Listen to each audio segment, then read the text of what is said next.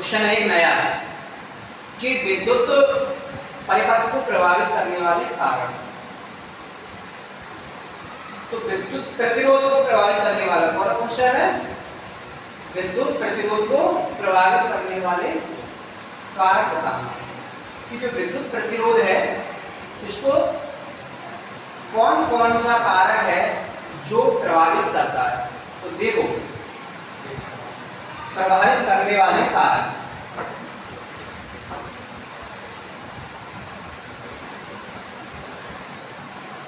पहला कारक तो है वो है पदार्थ। क्या है? पदार्थ।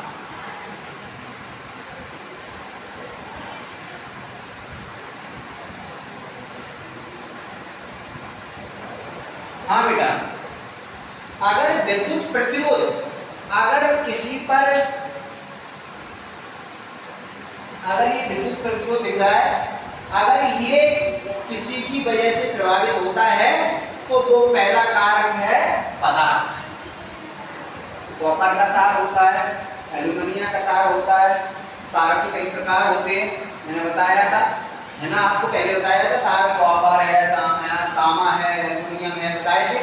तो सभी पदार्थों की एक अलग अलग क्वालिटी होती है, हर पदार्थ की एक अलग अलग क्वालिटी होती है। एल्यूमिनियम का तार होता है उसकी अलग होती है कि नहीं होती?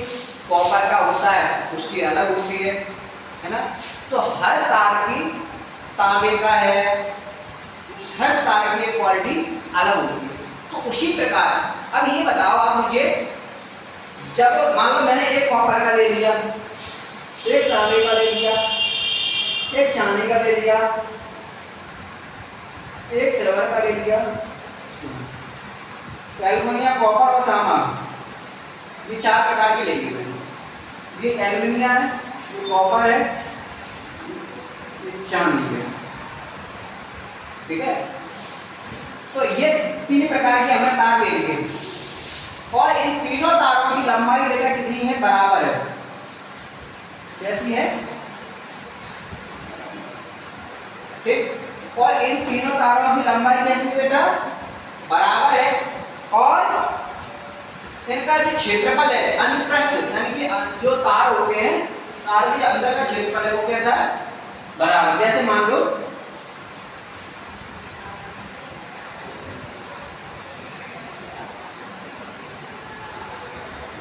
जैसे ये जगह अंदर दिख रही है आपको, दिख रही है, ये हम अंडरलाइन कर रहे हैं।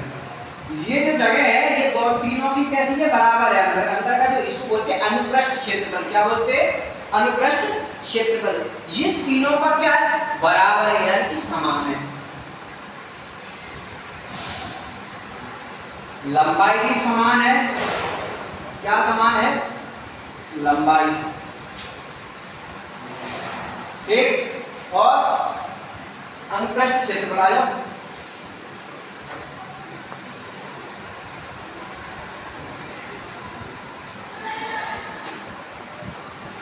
आ जाओ। तथा समान क्या है बेटा? अनुप्रस्थ क्षेत्रफल क्या है?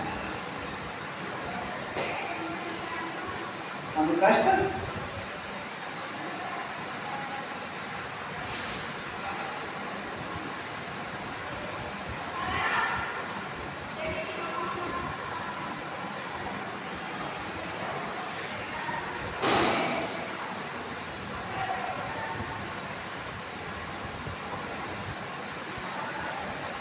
तो हमने आपको दो चीजें लिखी हैं।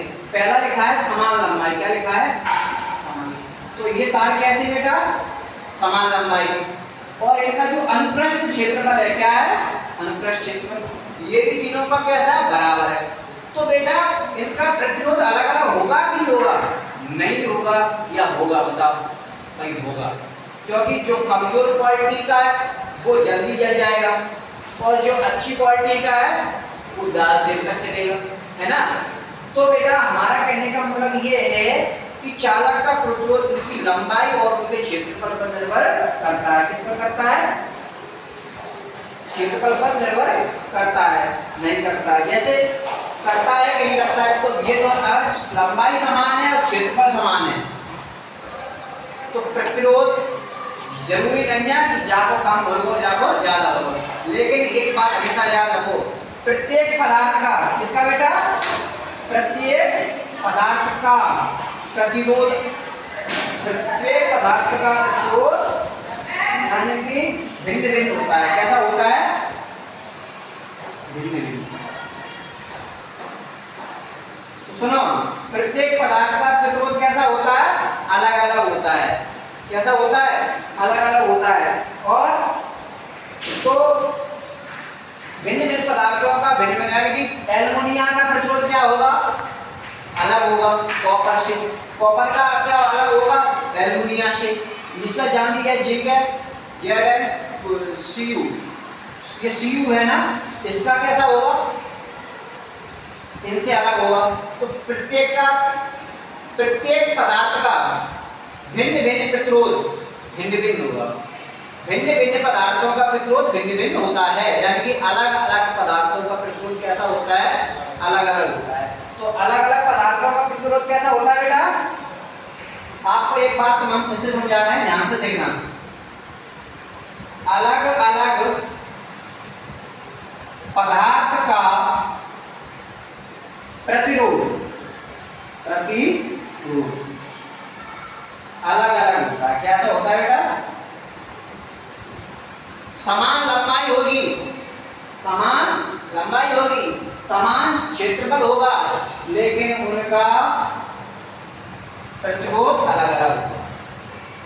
तो भिन्न भिन्न पदार्थों का, यानी कि अलग अलग पदार्थों का, एल्युमिनियम बताया, कॉपर बताया, Cu बताया, ये तीन बताए मैंने, तीन पदार्थ बताए आपके सामने। तो इन तीनों पदार्थों का जो प्रतिरोध होगा वो अलग अलग होगा। दूसरा पॉइंट ध्यान दें।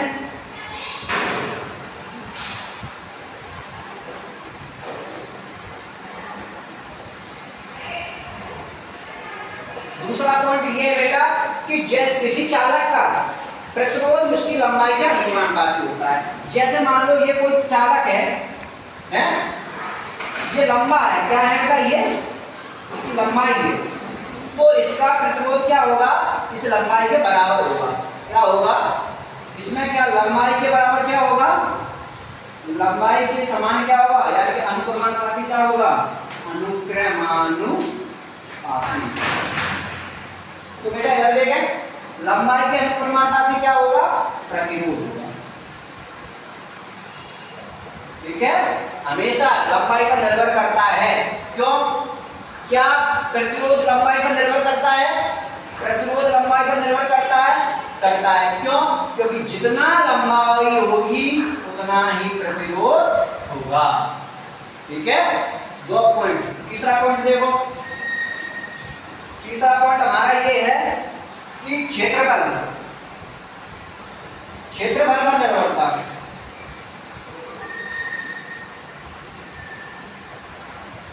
तो क्षेत्रफल पर निर्भरता देखो बेटा, अगर ये बताओ चालक का प्रतिरोध उनके क्षेत्रफल के व्युत्क्रमानुपाती होता है। कैसा होता है? जो उसका प्रतिरोध है, प्रतिरोध क्या होता है? क्षेत्रफल के क्या होता है बेटा? व्युत्क्रमानुपाती। क्या होता है?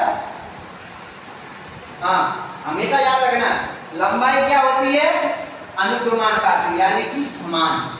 और क्षेत्रफल क्या होता है? क्षेत्रफल क्या होता है? क्षेत्रफल व्युत्क्रमानुपाती, यानी कि 1/4 भाग, है ना, उसकी लंबाई के वर्ग के व्युत्क्रमानुपाती होता है। क्या होता है? लंबाई के वर्ग के व्युत्क्रमानुपाती, यानी कि प्रतिरोध उसकी लंबाई के क्षेत्रफल के क्या होता है? प्रतिरोध उसके क्षेत्रफल के व्युत्क्रमानुपाती होता है। लंबाई और समान लंबाई थी, समान क्षेत्रफल था, लेकिन प्रतिरोध अलग अलग था। समान लंबाई थी और समान क्षेत्रफल था, लेकिन प्रतिरोध कैसा था? क्योंकि यहाँ पदार्थ बराबर लंबाई का होगा, बराबर क्षेत्रफल का होगा, लेकिन उनका प्रतिरोध अलग अलग होगा। अब आया लंबाई। तो लंबाई हमेशा अनुक्रमानुपाती होती है। लंबाई के हमेशा क्या होता है?